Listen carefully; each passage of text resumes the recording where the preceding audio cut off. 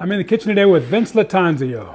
Hey Curtis. Hi Vince, thanks for letting me come in the kitchen with you. So we're going to make today what? Tiramisu. Tiramisu. Now, I'm a southern boy, and I say tiramisu. T-I, so it's tiramisu.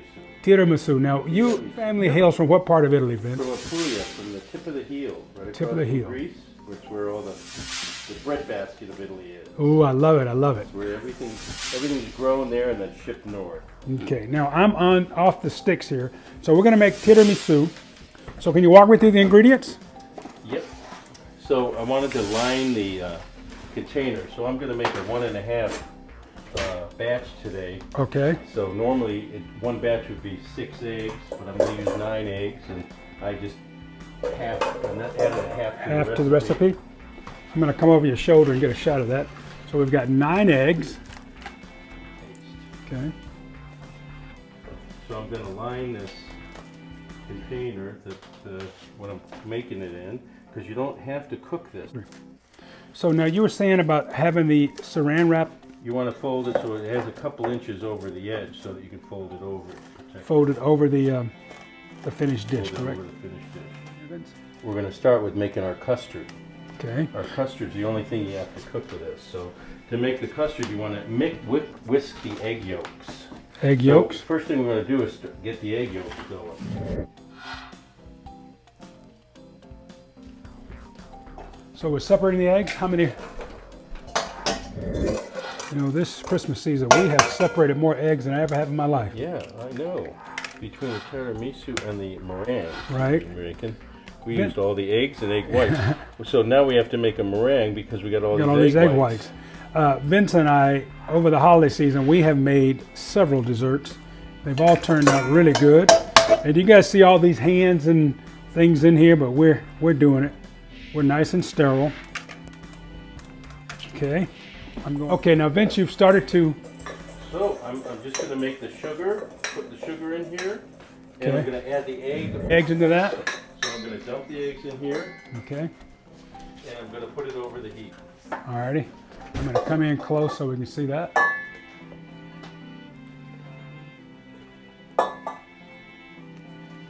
Very nice. So this is making the custard, right? Custard. And we just want to heat that how long? Just a few minutes. So once so you can see how it mixes and gets nice and creamy and yellow. That's beautiful. So once I get this, I'd like to get the milk and pour the milk in, and it's going to take about 7 to 10 minutes. And then turn the heat, make sure the heat's down low. And you're adding whole milk, not 2%? Whole milk. Beautiful. Now we're going to cook this for 6 to 7 minutes, is it? 7 to 10 minutes. So you see it's becoming more of a custard. So now Vince, I know you love to cook because we cook together a lot. So where did it come from in you? Where did your... From my mom, who cooked all the time for all 8 of us kids, and my mom and my dad and my grandma, my grandpa, my uncles and aunts and cousins. So we never had less than 15 to 20 at the table for dinner. Wow. And my dad always made his own homemade sausage and homemade wine, which we ate and drank. We always had an abundance of homemade pasta. Every Sunday my mom would make orecchiette, which means little ears in Italy, and that's the pasta that she made because that's the region. Regional she's pasta from. that she grew up with. Okay. So that's what she learned to make. And the amazing thing is my kids make it, my wife can make it, and it's just a really special thing to remember with food. You know, so many of our fond memories as a family are food around the table centered. Yeah. And what you ate and what the smells you had. When I'd wake up in the morning, you know, as an Italian American, you know, we didn't know that everybody didn't make sauce every Sunday, but we woke up to the smell of sauce being made and meatballs frying and meat being cooked for the sauce, and all the pasta was made the day or two before to dry out, so that's just the way it worked out. We didn't know it wasn't normal. So when you grow up in a big family, a big Italian American family, you know, when you grow up like that, you think everyone's like that. And everyone's different. And the beautiful thing about cooking is that you can visit other people around the world by cooking dishes. I love it. That are from that part of the world. I'm going to take the pot. It is a heat-proof pot, but it is hot, so please always wear gloves. And then I'm going to put it in the ice bath, and I'm going to mix it for another minute or two, just to cool it down. Stop the cooking, right? To stop it from overcooking. So Because Vince, you don't want it to curdle. quick question now. In your, you love to cook, but in your everyday life, what profession are you? I'm a landscape architect. Oh wow! So you like gardening, I take So it. I love to design, draw, and art, and I think that cooking is a hobby for me because it takes me away from the art aspect of drawing, but creates an art aspect of cooking because I never follow a recipe perfectly. I always add or do something to it to try to make it my own, and I'm not sure what I'm doing sometimes, and what I found is sometimes the best things to happen are by mistake. That's it. That's I it. remember when you and I were making a meringue pie. We had extra meringue, extra lemon. We mixed it up, put it in the oven with the pie, and it made a beautiful souffle.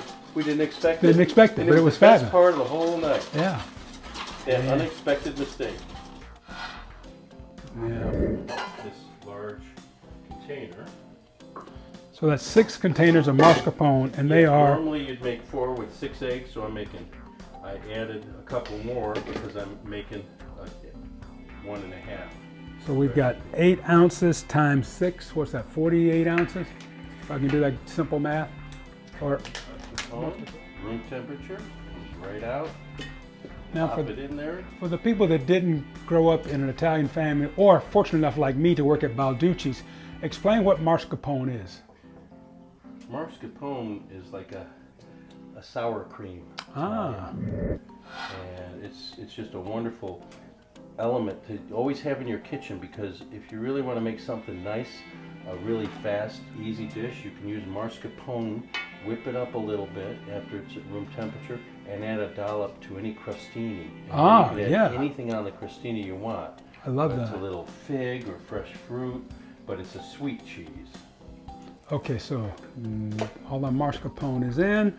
What goes into the mascarpone next? Once you get the mascarpone in here, then you want to be able to bring your egg over, and you want to fold it in to the mascarpone. So you're just going to pour it in. So you want to try to fold this in. Okay. Now is that still warm? No, No. because the mascarpone is a little warm, and the custard is a little cold. So what you're trying to do is get a nice creamy custard. So you see how liquidy the custard is and how thick the mascarpone is. So when you put them together, they marry well into a nice, even batch of smooth custard. Just open them. Yeah, and the nuts off. So what we'll do is 2 types of ladyfingers. You were saying how These are the soft ladyfingers, which I prefer. You just got to be really gentle when you're soaking them. These are the stiffer cookie ladyfingers. They're harder, but you can soak them so that they're just as usable. I just wanted you to see that in case they don't have the fresh soft ones, they always have the cookies. Gotcha. I want to taste that so bad. You should. So this goes in between all the cookies. Oh, and look the at that. cookies are just soaked in coffee, espresso coffee, and a mixture of whatever liquors you like. Oh, I like all liquors. Well, so I use them all. Well, I use Kahlua and a little B&B, brandy and Benedictine, and a little cognac because it gets a kick. So I put all 3 of those together, and we soak. Not over soak. We just get the ladyfingers wet so they have the flavor. So now basically the cooking part is done. The cooking part is done. Wow. We're just whisking this smooth so that we can put it in layers between the cookies. So I put the coffee in. And you can use a bigger bowl if you want, and then the liquor. So this is a mixture of Kahlua, B&B, and cognac. Well, I'll drink it just the way it is, Vince. Exactly. So I had some left over, and Sue wanted it to put in her coffee. Now Sue is? My wife. Ah, okay. And you put some in your coffee. And I loved it. Christmas Day was great. A little kick in the coffee. Can you tell everyone what we had for Christmas breakfast? We had crepes. Oh, man. They were incredible. Crepes with bananas and brown sugar. Papaya and mango. Papaya and peaches. Oh. Canned peaches. So. And we also had the canned peaches. Fig jam. And we had Sue's fig jam, and we had some leftover. Some of the mascarpone, I had some left over. I saved it, and we put it on a dollop on our crepes. It was so good. And the crepes we made with vanilla and flour and water and milk and butter. Soak them up, because these are stiffer. You can soak them longer. And we're just doing layers, right? And we're just going to do layers. And what you want to do is alternate the layers. When you say alternate? When you go, you put the cream on top of this one, and then you flip them the other direction. Oh, I got it. Okay. Yes. Okay.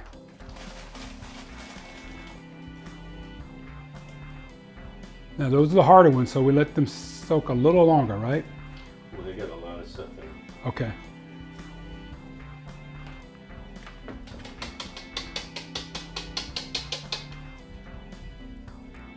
So now we're just putting down the mascarpone, right? Now you're putting down the mascarpone and cream. Now you just go by feel, or there's no... Just go by feel. You want to cover everything so that there's flavor. Mm-hmm.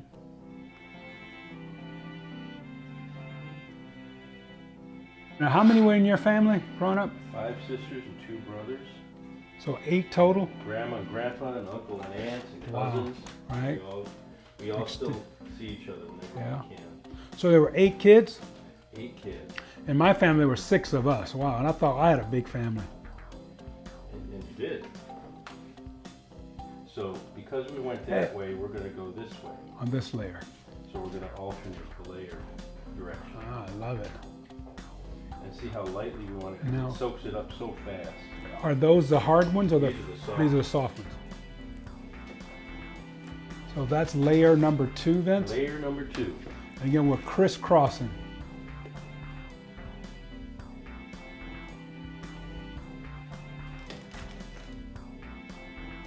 So we got one more layer to go. So just like that last layer done, then you top it with custard again? Custard and then cocoa. And then powdered cocoa. And then you shave chocolate before you serve it. So we won't do that till tomorrow, correct? Won't do that till tomorrow. Wow. You have taken the mystery out of tiramisu, Vince. How do you say beautiful in Italiano? Bellissima. Bellissima. Bellissima. Deliziosa. Finito. Except you gotta put another layer on.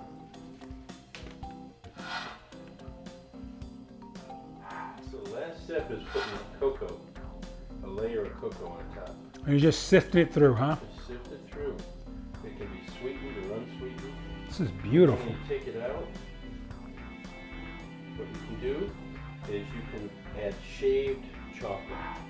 On top of the cocoa? On top of the cocoa after it's ready when you're ready to serve it. Okay, y'all, tomorrow night I'll get a picture of that. Because we're not going to do that today. And that's it. There's our tiramisu. Let's get a good shot of you in the dish, Vince. Turn it, hold it towards us. Let everybody at home see this in YouTube land. Ah, bellissimo. Tiramisu. Makes me want to cry. Hey, say goodbye to everybody, Vincenzo. Goodbye. I'm not recording and doing it. Vince, what are you doing? Cutting the tiramisu. Hey now. Luna is wanting some tiramisu.